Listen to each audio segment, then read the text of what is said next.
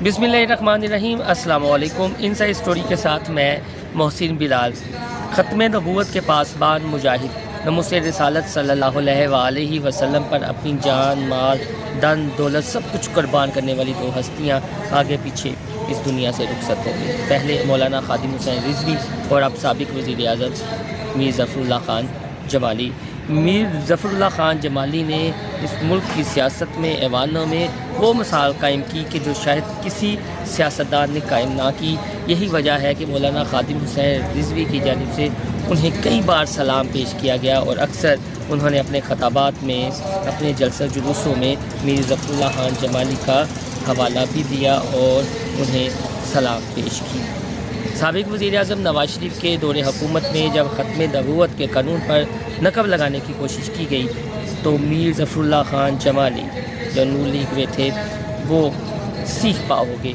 कौमी असम्बली के ऐवान में इजहार ख्याल करते हुए स्पीकर अयाज सादी को मुखातिब किया और जिन्होंने ये डिसाइड करने की कोशिश की उनके ख़िलाफ़ कार्रवाई का मुतालबा किया और कहा कि उन्हें सामने लाया जाए। फिर उन्होंने ये भी कहा कि उस वक्त के वज़ीर कानून जाहिद हामिद से जब उन्होंने पूछा तो उन्होंने कहा कि ये कमेटी का फ़ैसला है। और फिर मीर ज़फ़रुल्लाह ख़ान जमाली ने एक निजी चैनल को अपना इंटरव्यू दिया और उन्होंने ये कहा कि वो ख़त्म नबूवत के इशू पर कौमी असम्बली के ऐवानों से बोरिया बिस्तर समेट कर वापस आ गए हैं, क्योंकि जहाँ नामूस की बात ना हो और वह तहफ़्फ़ुज़ ना कर पाए तो उसका कोई फ़ायदा नहीं है। वो गुज़िश्ता 37 सालों से सऊदी अरब और रोज़ा रसूल सल्लल्लाहु अलैहि वसल्लम पर हाज़िरी के लिए जाते हैं तो वहाँ जाकर क्या मुँह दिखाएंगे। यही वजह है कि खादिम रिजवी साहब ने उन्हें सलाम पेश किया। ये कमेटी किन अरकान कौमी असम्बली पर मुश्तमिल थी, किस किस जमात का रुकन इस कमेटी में शामिल था और सब कमेटी क्यों बनाई गई। ख़त्म नबूवत के कानून पर नक़ब लगाने के हवाले से हमने एक ख़ुसूसी तौर पर रिपोर्ट तैयार की है। आप ये रिपोर्ट देखें ताकि आपको अंदाज़ा हो सके कि क्या क्या होता रहा है। और ये डॉक्यूमेंटेड, सरकारी डॉक्यूमेंटेड है। इसमें आपको हमारे मीडिया का किरदार भी नज़र आएगा और आपके ऊपर ये आया भी होगा कि हमारे नाम नहाद अवामी नुमाइंदे आखिर कटते गया है।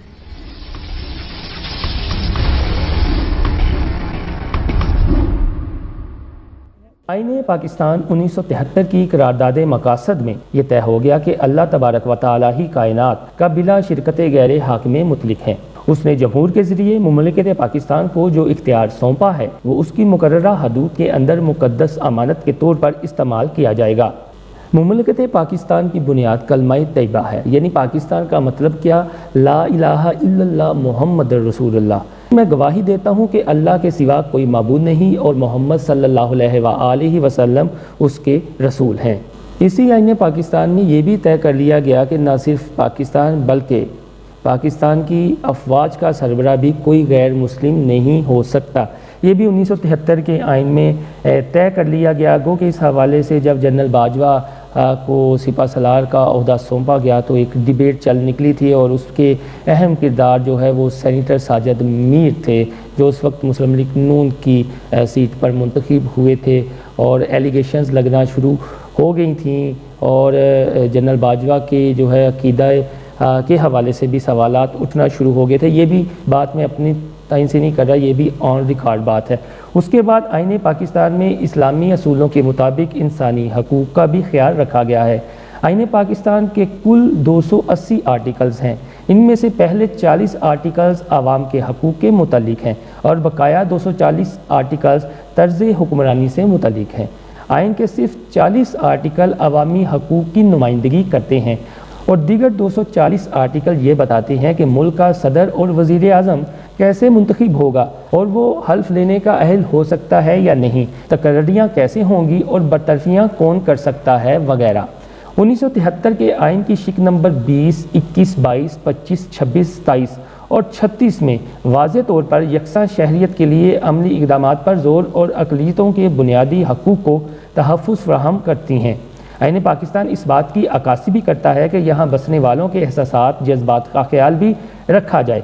रियासती बुनियाद पर भी कोई ऐसा कदम ना उठाया जाए जिससे आवाम के जज्बात, जिसमें अकायद भी शामिल है, उनको ठेस पहुँचे और वो भड़क उठें। एक बात और انسانی حقوق کی تو آئین پاکستان اجازت دیتا ہے، لیکن کسی ایسے قانون کی حمایت کی اجازت ہرگز نہیں دیتا جو ہمارے عقائد اور روایات کے منافی ہو، لیکن کسی دوسرے ملک میں وہ قانون موجود ہو۔ اور ہرگز جو ہے ہمارا آئین اس بات کی بھی اجازت نہیں دیتا کہ مٹھی بھر افراد کو خوش کرنے کے لیے آپ کوئی قانون ایسا لائیں جس سے جو اکثریت ہے اس کی دل آزاری ہو۔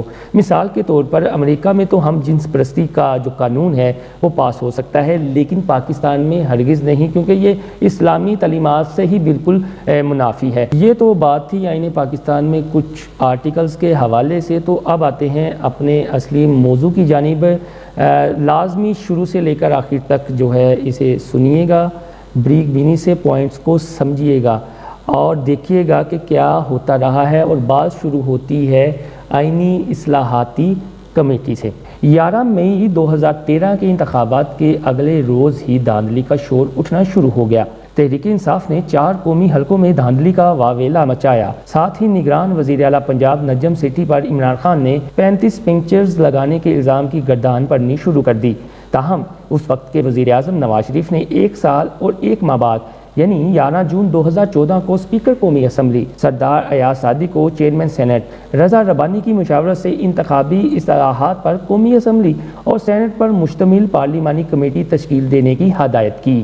اس سلسلے میں 19 جون کو قومی اسمبلی اور 30 جون کو سینٹ نے پارلیمانی کمیٹی کے ممبران کے نام تجویز کیے، جس کے بعد 25 جولائی 2014 کو قومی اسمبلی 2007 کے طریقہ کار اور ضابطے کے قاعدہ نمبر 224B کے تحت 34 ممبران پر مشتمل کمیٹی تشکیل دی گئی، جس میں 22 رکن قومی اسمبلی اور اسحاق ڈار سمیت 12 سینیٹر شامل تھے۔ پارلیمانی جماعتوں کی نشستوں کی تعداد کے تناسب سے ممبران کمیٹی میں شامل کیے گئے۔ یہ بات بھی طے ہوئی کہ کمیٹی کو تفویض کردہ کام 90 دن کے اندر مکمل ہو جائے، لیکن کمیٹی کے ذمہ لگا 90 دن کا کام 3 سال تک لٹکا رہا۔ اس کی وجہ حکومتی لیت و لال سمیت اپوزیشن کی جماعتوں کا منفی کردار اور سب سے بڑھ کر عمران قادری اسلام آباد دھرنا فیکٹر رہا۔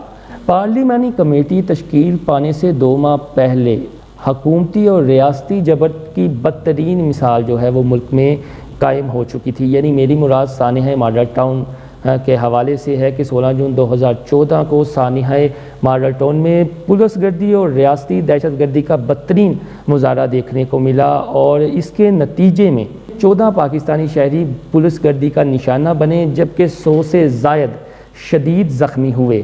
سیاسی حالات نے بھی کروٹ لی اور سانحہ ماڈل ٹاؤن کے متاثرین کو انصاف دلانے کے لیے ڈاکٹر طاہر القادری نے لاہور سے اسلام آباد کی طرف انقلاب مارچ شروع کیا۔ اسی روز عمران خان بھی تبدیلی مارچ لیے زمان پارک لاہور سے اسلام آباد روانہ ہو گئے۔ ڈاکٹر طاہر القادری کا انقلاب مارچ بھی ان کے شانہ بشانہ تھا۔ 73 دنوں بعد ڈاکٹر طاہر القادری نے اپنا بوریا بستر گول کیا اور وہاں سے اپنا دھرنا اٹھا لیا، لیکن عمران خان نے اپنا دھرنا جاری رکھا۔ تاہم اسی دوران 16 دسمبر 2014 کو سانحہ APS ہوا اور عمران خان نے اپنے 126 دن کا دھرنا ختم کیا۔ اسلام آباد دھرنے کے دوران سپریم کورٹ کی دیواروں پر اور جنگلوں پر مظاہرین نے کپڑے سکھائے، جبکہ اسی دوران PTV پر دعویٰ بولا گیا اور پارلیمان پر بھی چڑھائی کی گئی۔ عمران خان کو منانے کے لیے خیبر پختونخوا میں ان کی اتحادی جماعت یعنی جماعت اسلامی کے امیر سینیٹر سراج الحق نے سیاسی جرگے کی اصطلاح استعمال کرتے ہوئے ایک وفد تشکیل دیا۔ اس کی آنیوں اور جانیوں نے خوب رونق لگائی رکھی۔ تاہم پارلیمانی کمیٹی بننے کے 3 ماہ بعد یعنی 24 اکتوبر 2014 کو اس وقت کے وزیر قانون زاہد حامد کی جانب سے پارلیمانی کمیٹی پر مشتمل ایک سب کمیٹی بنائی گئی، جس کے اراکین کی تعداد 14 تھی۔ اب یہاں سے اصل گیم شروع ہوتی ہے۔ پارلیمانی کمیٹی تو بن گئی 34 رکنی، لیکن اس کی جو سب کمیٹی بنائی گئی اس میں کس جماعت کے ممبران سب سے زیادہ تھے اور آج کل وہ کن وزارتوں اور عہدوں پر فائز ہیں، وہ بھی آگے چل کر آپ کو بتائیں گے۔ پہلے ایک سرسری نظر اس پر بھی دہرا لیتے ہیں۔ سب کمیٹی میں نون لیگ کی جانب سے اس وقت کی وزیر مملکت برائے انفارمیشن ٹیکنالوجی انوشا رحمان، پیپلز پارٹی کے نوید قمر، شازیہ مری، سینیٹر اعتزاز احسن، سینیٹر فاروق ایچ نائک، جماعت اسلامی کے صاحبزادہ طارق اللہ، ڈاکٹر فاروق ستار، جمعیت علماء اسلام فے کی نعیمہ کشور خان، آفتاب احمد شیرپاؤ اور تحریک انصاف کی جانب سے جناب شفقت محمود، شیریں مزاری صاحبہ اور ڈاکٹر عارف علی اس سب کمیٹی میں شامل تھے۔ 3 سال تک پارلیمانی کمیٹی اور سب کمیٹی نے انتخابی اصلاحاتی بل پر بحث و تکرار کی۔ انتخابی اصلاحاتی بل کے حوالے سے ٹوٹل اجلاس 119 ہوئے، 26 اجلاس پارلیمانی کمیٹی اور 93 اجلاس سب کمیٹی کے ہوئے۔ 9 جولائی 2017 کو سب کمیٹی نے الیکشن بل، کاغذات نامزدگی اور الیکشن قوانین کے حوالے سے خطمی رپورٹ کا مسودہ تیار کر لیا۔ 19 جولائی 2017 کو پارلیمانی کمیٹی کا اجلاس ہوا اور 21 جولائی 2017 کو تمام ممبران نے جو ترمیمی مسودہ تھا اس پر اپنے دستخط کیے۔ انتخابی اصلاحاتی بل کے مسودے کی تیاری کے لیے سول سوسائٹی اور وکلاء حضرات سے تجاویز طلب کی گئیں۔ 4000 صفحات پر مشتمل 1200 تجاویز موصول ہوئیں۔ 631 تجاویز سب کمیٹی کے سامنے رکھی گئیں۔ دوسری جانب ہاؤس میں حزب اختلاف کی جماعتوں پاکستان تحریک انصاف اور پاکستان پیپلز پارٹی پارلیمنٹیرینز سمیت جماعت اسلامی کی طرف سے 105 تجاویز پر مشتمل ترامیم پیش کی گئیں، جن میں سے صرف 44 کو منظور کیا گیا، باقی رد کر دی گئی، جس پر اپوزیشن جماعتوں نے احتجاج کیا اور مسودے پر دستخط نہ کیے۔ اب آتے ہیں اپنے مرکزی مدعے کی جانب، یعنی ترمیم حلف نمائندگان، جس میں ختم نبوت پر حلف لینے کی بجائے سادہ اقرار کو ہی کافی قرار دیا گیا تھا۔ لیکن یہ پوائنٹ آپ لازمی غور سے سمجھیے گا۔ عوام تک یہ بات اس وقت پہنچی جب 2 اکتوبر 2017 کو شیخ رشید احمد صاحب نے قومی اسمبلی میں چنگھاڑتے ہوئے براہ راست قومی نشریاتی رابطے سے منسلک تمام ٹی وی چینلوں کے ذریعے تمام پاکستانی قوم کو آگاہ کر دیا۔ کہاں ہے مولانا فضل الرحمان؟ آج ختم نبوت کو نکال دیا آپ نے الیکشن کی ترمیم سے۔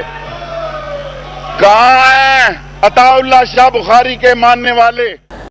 آپ نے شیخ رشید احمد کی یہ سپیچ سنی۔ مزے کی بات یہ ہے کہ وہ پارلیمانی کمیٹی کے ممبر تھے، لیکن افسوسناک امر یہ ہے کہ وہ بھی اس حلف نامے میں نقب لگانے کے حوالے سے آگاہ نہیں تھے۔ اس کا مطلب ہے کہ وہ صرف تقریریں کرتے رہے۔ جب یہ مسودہ ترمیمی بل کا تیار ہو رہا تھا تو انہوں نے بھی اس مسودے کو پڑھنے کی زحمت تک گوارا نہیں کی۔